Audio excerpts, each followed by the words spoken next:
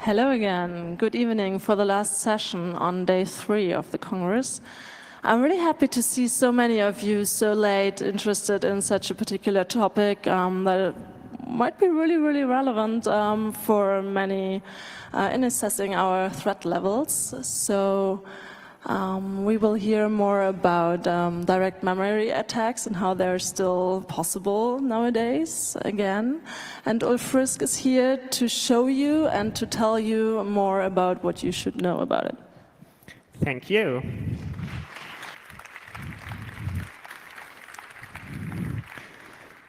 Tonight, we're going to talk about public FPGA-based direct memory access DMA attacking. My name is Ulf Frisk, and helping me with the demos today, I have Peter Norin. I will start by briefly going through some background and previous work that's been done in the area. Then we'll jump straight into the actual DMA attacking. I will try to do a live demo in which we will transmit and receive PCI Express transaction layer packets. We will dump memory at speeds up to 75 megabytes per second.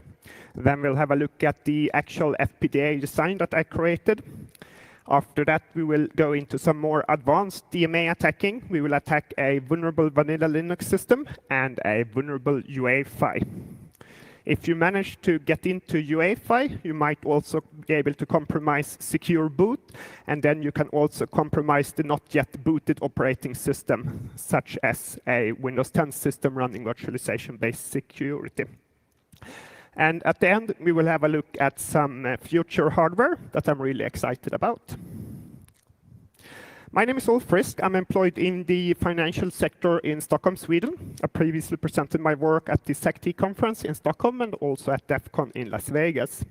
I'm the author of the PCI Leech Direct Memory Access Attack Toolkit, and this has been a hobby project of mine since the start, and it still is. I also need to point out that I'm giving this talk as an individual. My employer is not involved in any way whatsoever. I'm here today to represent PCI Leech FPGA.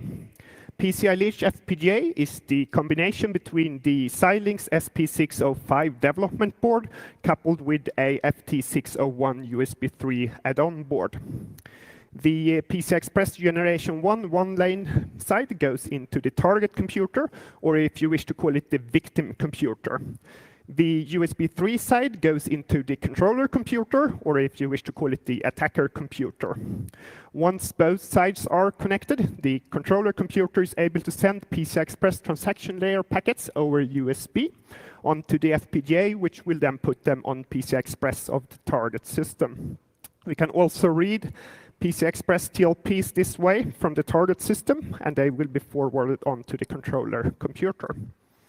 The whole hardware setup as such is between $500 and $600 in total, and with it you will be able to do DMA to both 32-bit memory address space below 4 gigs and 64-bit memory address space above 4 gigs. You will be able to do DMA at around 75 megabytes per second. Everything that I created is totally open source, but I'm using some vendor proprietary blobs in there, unfortunately. So that's why the title of today's talk is Public and Not Open. If I compare the SP605 FPGA solution with the earlier hardware I used for DMA attacks, the USB 3380, the USB 3380 was sold out earlier this year, and the FPGA solution is a little bit more expensive. It's bulkier.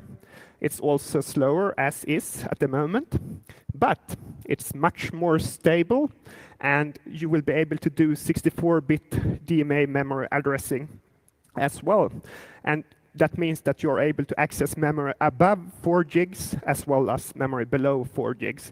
And this is a huge difference compared to the old hardware that we were only able to access memory below 4 gigs with.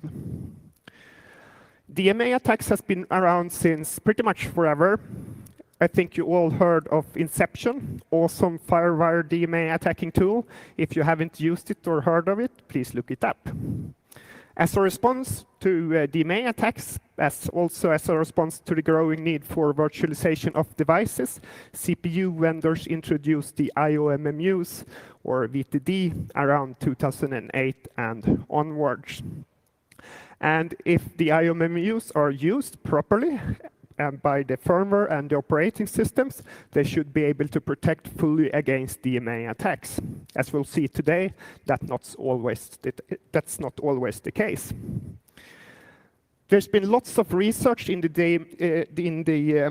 DMA attacking space. I can't mention everyone here today.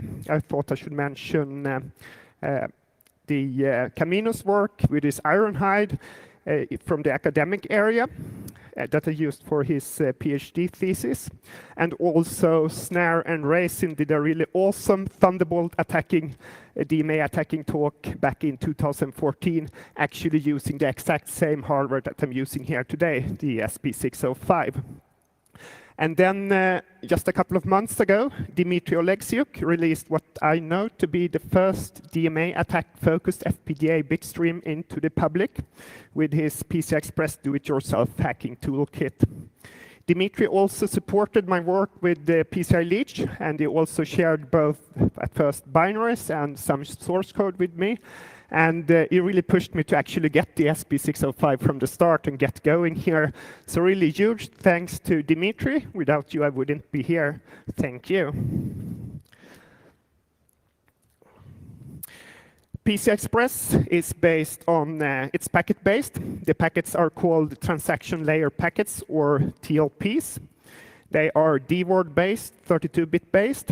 They usually consist of a header that are between 3 and 4 DWORDs long. And the TLPs can have different types. For example, read memory, write memory, I/O, configuration messages, completions, and so on. Let's focus on the DMA TLPs here today, the memory read and write TLPs. The 64-bit write TLP is down on the left. It starts with which type of packet it is in the first DWORD, and then you also have the length of the data that you wish to write in number of DWORDs.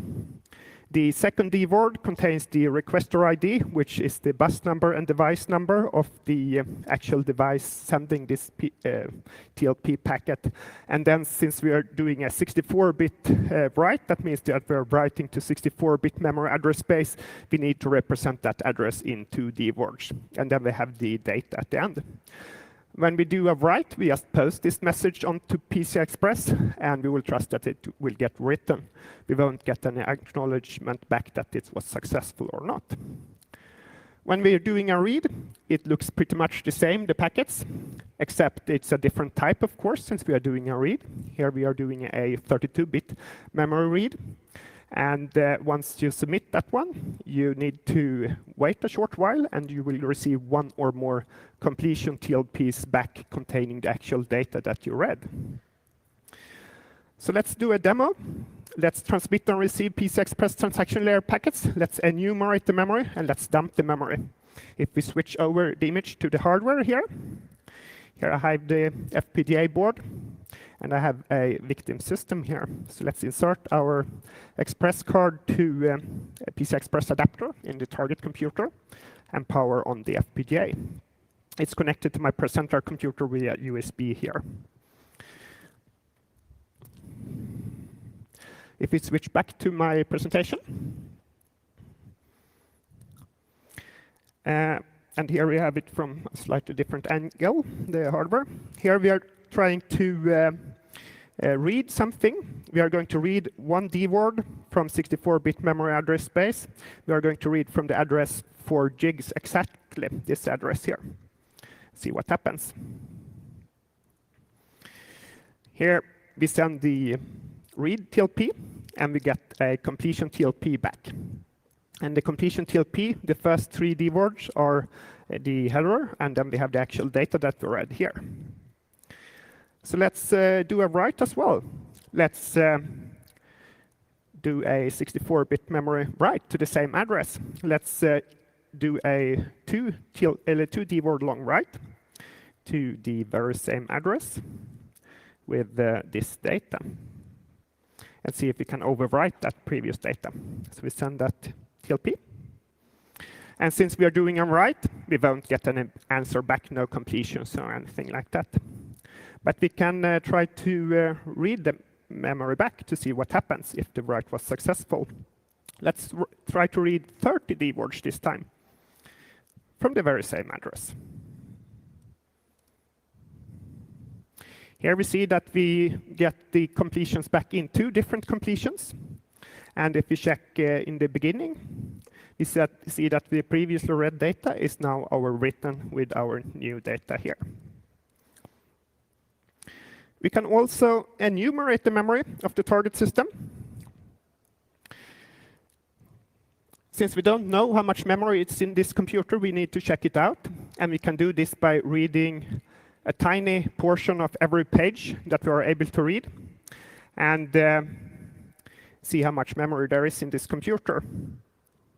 And physical memory address space in a modern day computer is not one big contiguous chunk of memory. You have physical memory in there, and you also have like holes in memory in which there are nothing. You have memory mapped PCI Express devices. You can have unreadable memory such as system management mode memory as well. Here we see that we read that it seems to be failing after slightly more than 8 gigs here. This is probably an 8 gig system. So let's try to dump the memory. Dumping memory takes a while, so let's go back to the presentation.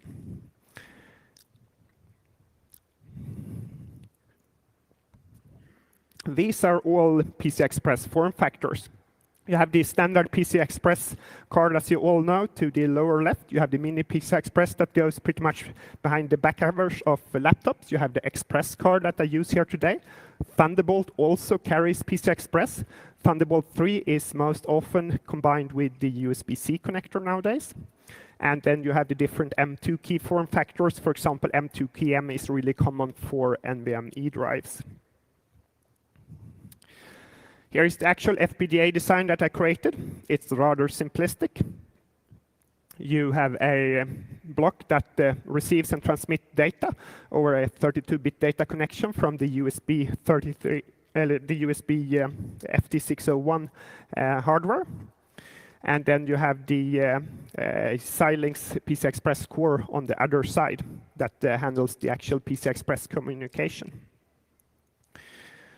Everything in yellow here are Xilinx IP blocks or IP cores, and they are not like open source, so it's vendor proprietary stuff. Everything in green here is stuff that I created though, so it's totally open source and it's found on my GitHub. We received some data from over the USB connector, connection from the controller computer. And then we actually received some data and some metadata because we need to know what kind of data we are receiving. If the data is a part of a transaction layer packet, a TLP, we put it on the first out, first queue, the FIFO queue for TLPs. If it's some other kind of data, for example, internal loopback debug data, we put it on an internal loopback FIFO, for example. If we do put the TLPs, the data of the TLPs on the TLP FIFO, we transmit it to the Xilinx PCI Express core, and that one will take care of everything practical. We receive data, we receive TLPs from the Xilinx PCI Express core as well. And then since we have different FIFOs here that we wish to read data from as well, we need some merge logic here. So merge it into a stream that we can send back to the controller computer. And actually everything like formatting of the TLPs is actually done in software on the controller computer. So this is a rather simplistic design, but it works. So let's jump into some more advanced DMA attacking. Let's do a demo on a vulnerable vanilla Linux system. Let's locate and patch into the Linux kernel. And since Linux kernel version 4.8, I believe, the kernel is fully randomized in physical memory address space, which means that it's very likely that it will end up above the 4 gig limit. And here the FPGA hardware really shines compared to the older attack hardware that I used. So let's try to find the Linux kernel, patch into it. Let's mount the file system and unlock the computer. So here we have the Linux computer, and see that the memory dump was successful here. It's a little bit slower here today since I'm going through a USB hub, unfortunately, but the memory dump seems to have worked. We switch to the FPGA here, image. Okay, yeah. Let's try to log on to this computer. Try to log on with the password of single A here. And it's the wrong password. We cannot get into that Linux computer. So if we switch back to the presentation, we can insert a kernel module into the running Linux kernel. We try to locate the Linux kernel, and as we can see here today, it's actually found below 4 gigs. It happened to be randomized in that position, so but it seems to be working anyway. Let's mount the live file system using the kernel module address here. And once the file system is mounted, we can just click into it. Actually, we have mounted the live memory, the live RAM as well. We can go into the etc folder and locate the shadow file, which contains the password hashes of the users. We can just edit it in our favorite editor here. And here we have lots of user accounts with no hashes, and we have the user account at the very end. That has a very long password hash here. And of course, if you know the password hash, you can try to crack it or something like that, but that's no fun. It's much easier to just delete it and replace it with something else. And then we hit save. Let's see if we can log on. If we switch back to the FPGA, try the single password of A.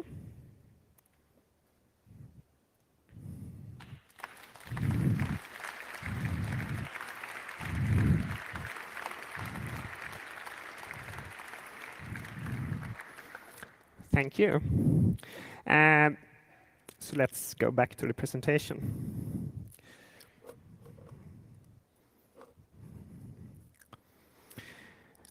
If we go through the other computer here, we need to, if we can switch the camera to the other computer. That it was like filming already. We can also attack UEFI. Some UEFIs may protect themselves against DMA attacks. Most UEFIs don't. If you are able to get into UEFI, you might even compromise secure boot. Let's try to get into UEFI here today. Let's backdoor the exit boot services function that is called by the operating system loader once you wish to take control of the target system. Let's retrieve the memory map of the EFI memory map, and let's also patch the not yet booted Windows kernel that is loaded at this stage. And actually what I'm doing here today, Dimitri has done some really awesome work in this area as well. So if you haven't checked out his stuff, I really would like you to do that.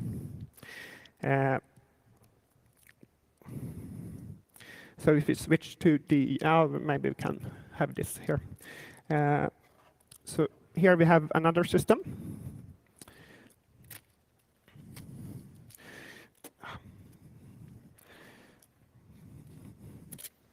We need to switch around the FPGA here, I think. Cabling.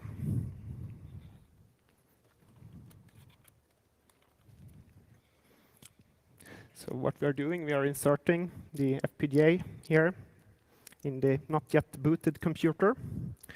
And if we start it, we switch back to the presentation. Failed to connect to the device.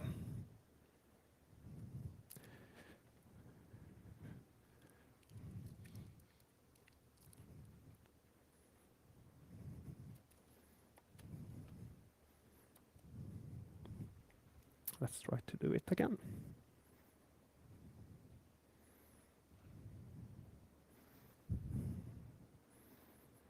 Yeah, it works better this time. Probably a bad connection. The computer is starting.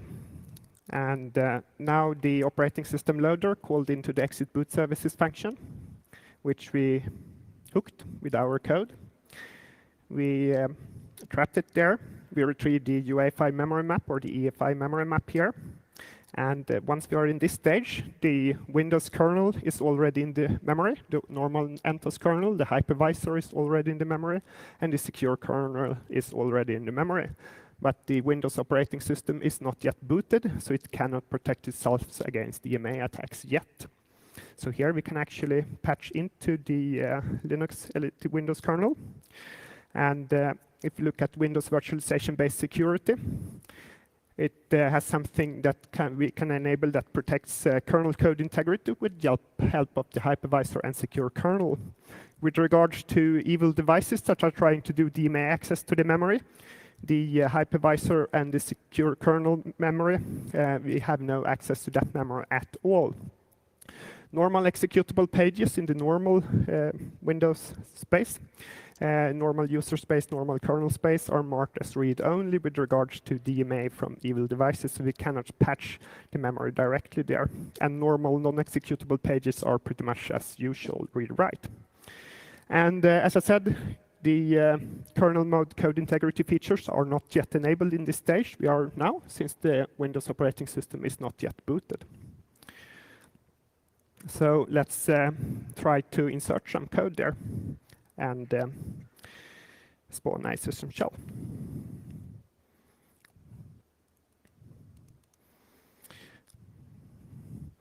Here we communicated with our UEFI module. We located the Windows kernel, and we located some code caves in there to put our code in there.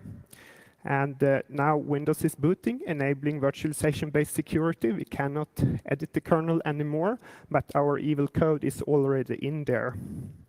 So we should be able to try to log on to this computer if we switch to the FPGA. Here we have the Windows computer. I tried to log on to that one using no password at all. And as you can see, we couldn't log on. If we switch back to the presentation, let's change that. Let's spawn a system shell. Here we are, system.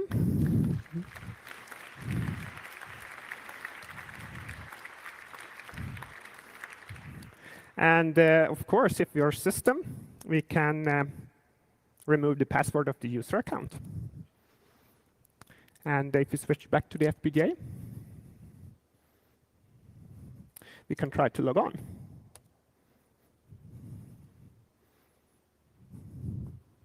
And we're in.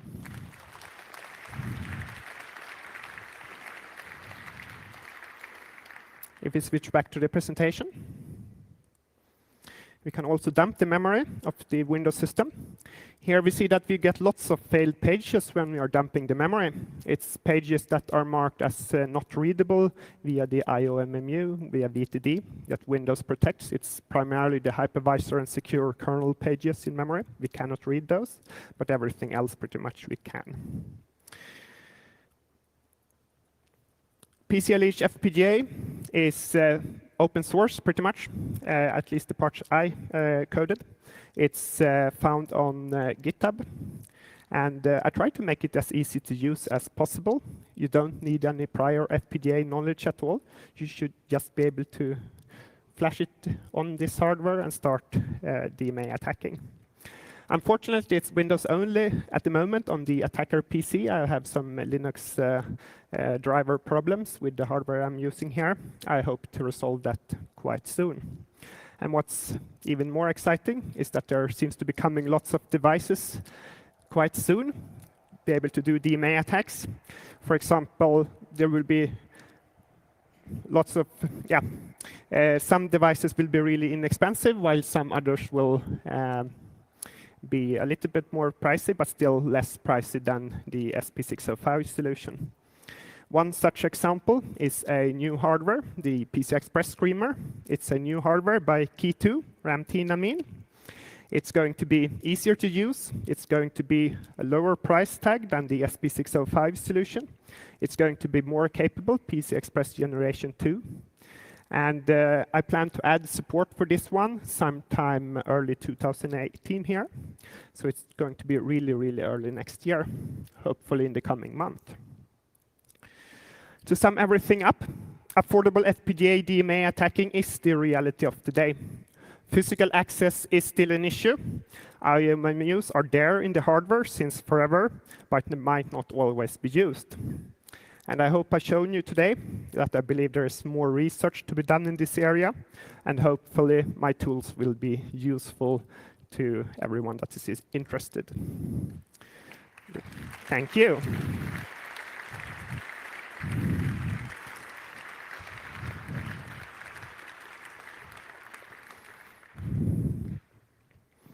Thank you so much, Ulf. So everybody just saw that you should keep your devices always on the person. And we have questions. Microphone 1, please. So one question I have is, right now you're dumping memory and doing edits in memory and patching the kernel. Did you have the idea of, say, taking the, writing a driver for, say, a virtual machine, which is mapping another machine's memory into that virtual machine so that you can kind of, say, stop the processor in the attacked machine, use a virtual processor to do operations on the memory of the victim machine, where you can see what the program is doing in your emulator? I haven't gone into like attacking with like the virtual machines and nested step as well, but it's an interesting idea to be able to go into. If I do have kernel access at the moment, so it should be possible. But this is like a hobby project of mine. My time is a little bit limited here. It would be, the stuff is out there, so it would be awesome if someone can actually look into this. I think it might be quite useful. So we have a lot of questions here also from the Signal Angel. It's actually not that many, just 2. What prevents you from implementing the PCIe device without any proprietary stuff? And is the controller limited to Windows because of that proprietary stuff? To ask the Windows question, it's I believe I get it working on Linux quite soon. It's just a driver issue. I just haven't had the time to actually code it for Linux yet. I had a little bit of a problem with that driver, but it shouldn't be any problem really. I just need to find the time to actually do it. And the other question with regards to, I'm quite new to FPGAs actually, so I just use the default tools that the Xilinx toolkit provides. It should be possible to replace some elements with more open elements in this design as well. But I'm really FPGA noob here, so it's this was my first attempt at an FPGA, so it should be possible to do this as well. So you should talk to each other further. So microphone 2, please. So I wonder if you can access the memory used by Intel ME, the EMA, which is not accessible by the main CPU. No, this is out of limits from this. It's going to be mapped away in the PHA platform controller hub. So it's I shouldn't be able to access it, and I cannot access system management mode memory either. Okay, thank you. And the last question from microphone 3. You're using ThinkPads, as I've seen. Do any BIOS settings of those ThinkPads interfere with your DMA attack?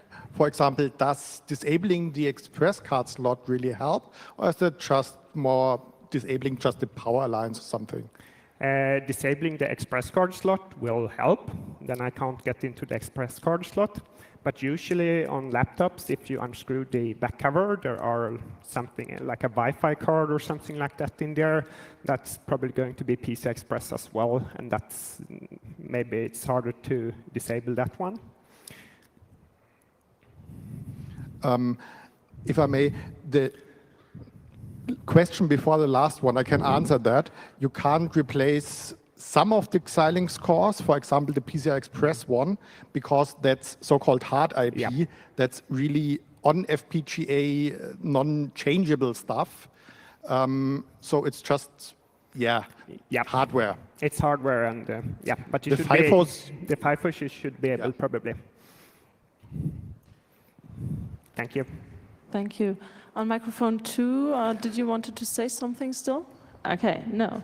So thanks again. Thank you, Ulf Frisk. And somebody showed up for microphone 1. Yeah, so I'm on? Yeah.